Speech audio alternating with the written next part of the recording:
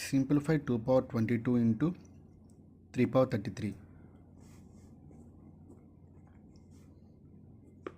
దీని ఎలా రాసుకోవచ్చు friends, 2 power 2 into 11 into 3 power 3 into 11.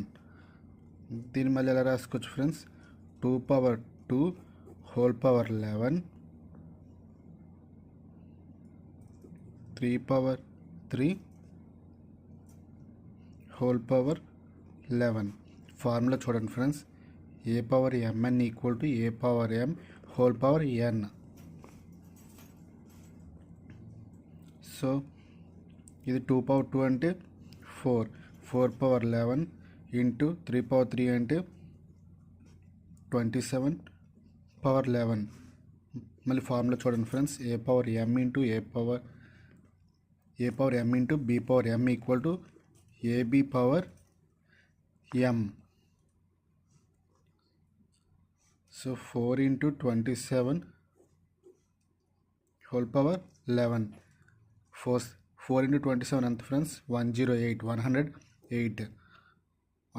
power 11.